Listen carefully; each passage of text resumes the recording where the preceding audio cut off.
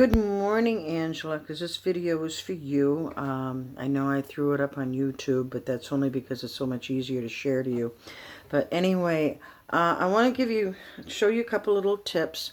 One of them was setting a rhythm by palm muting, and basically you're giving, on the beat, you're giving a nice little rap with the back of your hand. Okay, I know I said right here, the heel of your thumb, but it's actually right here in the heel of your hand.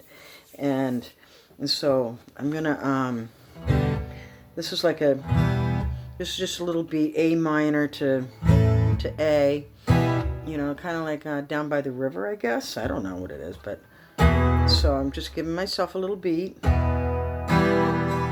This would be like regular strumming. Minor, A. Now I'm going to add some palm muting, okay? Here it comes.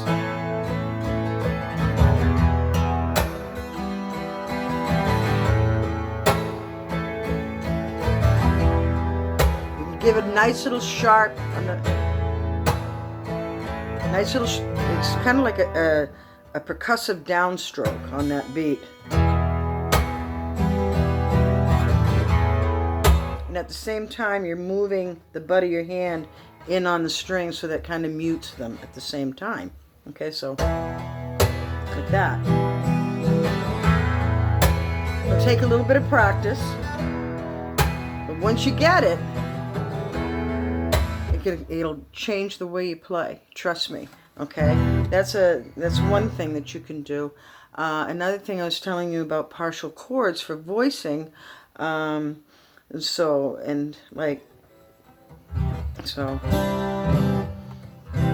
this is like a irregular, what is a C9, I think. You take a C and you add your pinky up here on the 3rd fret on the B string. Well, you can also go like right here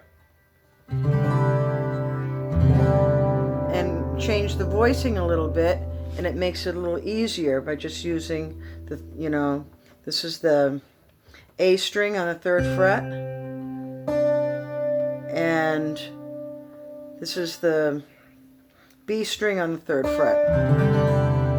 And it also makes it easy. You can walk down for a partial G chord. Like this. And then maybe to A minor.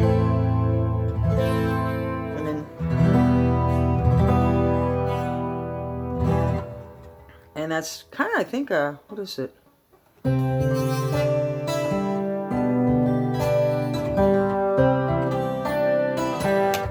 So.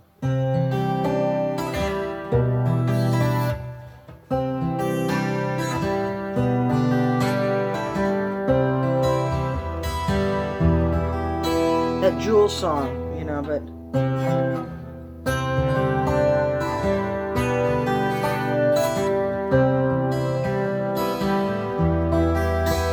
It's almost easier to play it that way, with that partial chord. Walk it down. Full C. E minor. And you can look at the rest of the chord, you can look it up for the rest of the chords. But, but partial chords are great. I use a lot in, I think it was after the gold rush and stuff. Harmonics are also something too. If you haven't discovered harmonics yet, that's basically these beautiful, almost like chimes. You get them on the 7th fret, up on the 12th fret. You get them on the 5th fret too. I usually mostly use them here and here. And it's great if you're coming off a D chord, let's say, and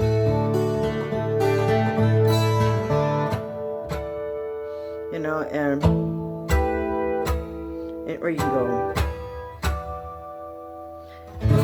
or you can find it individually. that song "You Were Meant for Me." You know,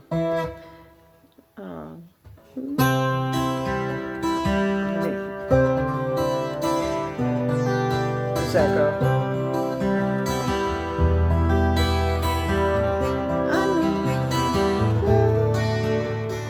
Soon you know you will see you were meant for me, and I was meant for you. You know, so you can practice, you know, harmonics, and it's a lot easier to use them in the end of a song if you don't know how to do them real well, before you use them like in the middle of a song. But you should practice them. It's also a great way to tune your guitar too, you know, and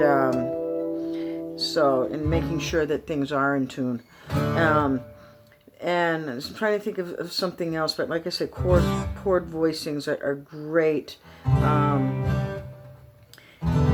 This is, you know, like from an E minor. If you lift up that finger, it kind of makes it a little more ominous. E, and then an A, instead of going like this,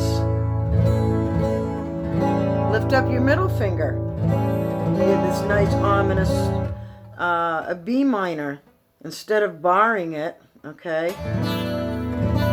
It's like an A minor, but slide it up, and you get that nice voicing too.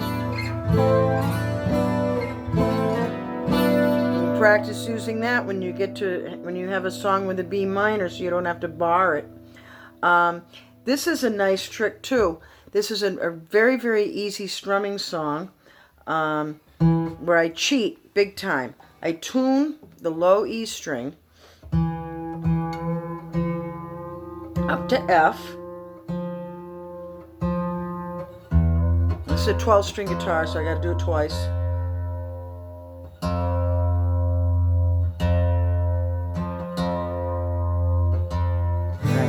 So now, that's F. I can play an F chord without barring it. Get that nice full bass note, okay? And the other chord is G in this song. And so I'll catch it right here, because I've tuned it up. My G is going to be right here now. Okay, so I'm going to catch it with my thumb here, and on my pinky here. And you can if you can reach over enough, you can kind of mute out this string right here. You can kind of mute it. So you can be going, here we go. Using that palm muting.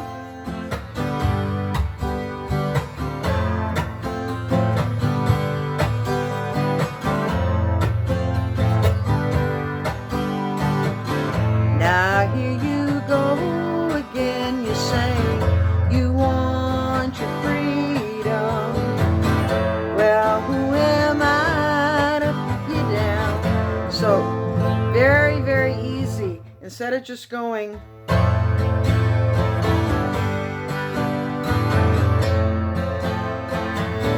which is okay, but you can make it more interesting by going.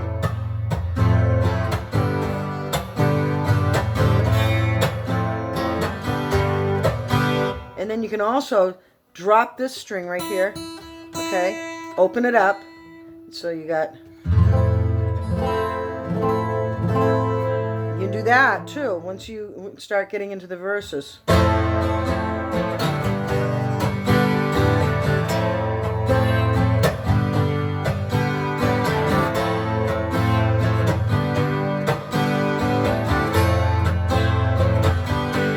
Now, a lot of people, they just keep going F and G, but when I learned it where it's very subtle. You go to A minor G for the chorus. Thunder only happens when it's raining. You know, so on and so forth. And then when you get to the bridge, no, G, A minor, G, D, D, F, D, D, D, D. Lift up that finger, you know, open that string, and then again, A minor, G, D, D, F, and open the string, da, da, da, G, back to F.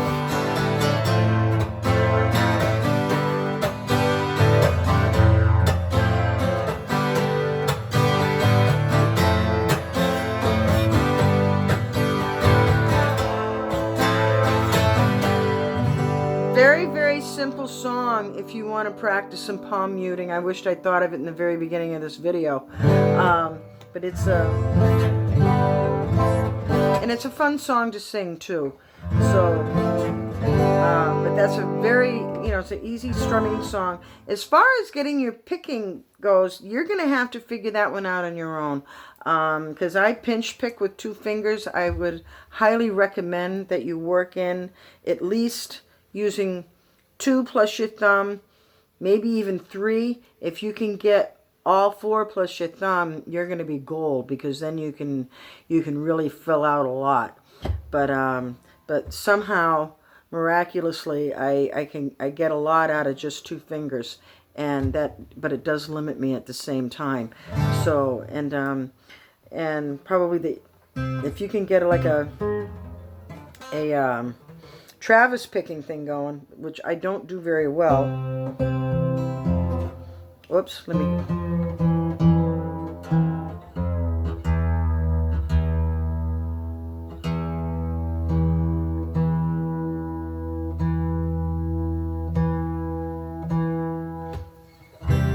This is probably the most common one that you would need, and probably the best one for you to learn that I didn't learn very well.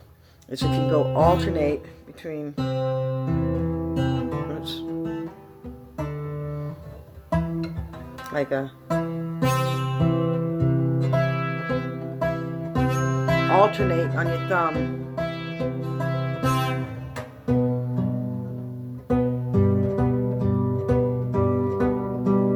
You know, if you can do that, if you can keep alternating on your thumb before you add your other fingers, that would be the best thing to do.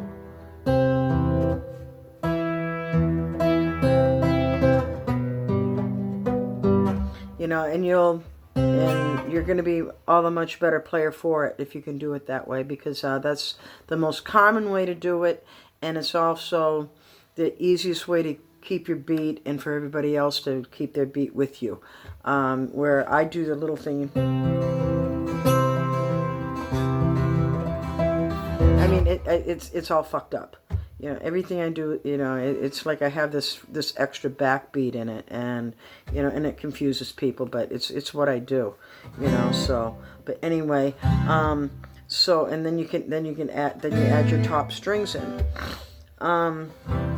Hammer-ons and pull-offs.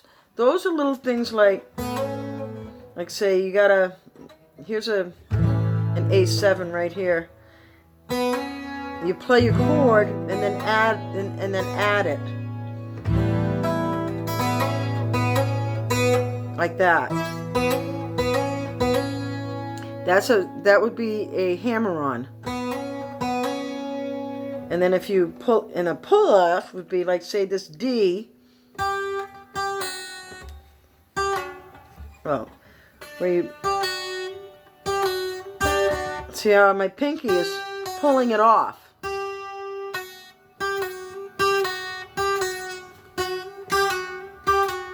So that's it. That's an example of a hammer-on and a pull-off. You know, like with a C. I wish I could play the Needle and the Damage Done. That's a great song to learn if you want to learn about hammer-ons and pull-offs. The Needle and the Damage Done by Neil Young. You know, watch it, and you know, and I could never do it. you know, so because of the freaking messed up way that I taught myself how to play the guitar. So I'm just letting you know that I know that that's a very, very good example of hammer-ons and pull-offs. Is a lot of Neil Young songs are good examples of hammer-ons and pull-offs. And so you should probably, you know, just look into those. But get experience, and also the dramatic pause, okay? Like when you stop playing for a moment, you know, like,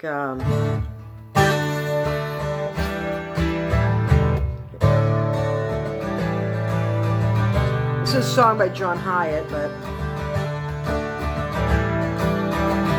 then we go in the chorus. What am I not doing? Says your voice, and I command, for in time we will move mountains, and it will come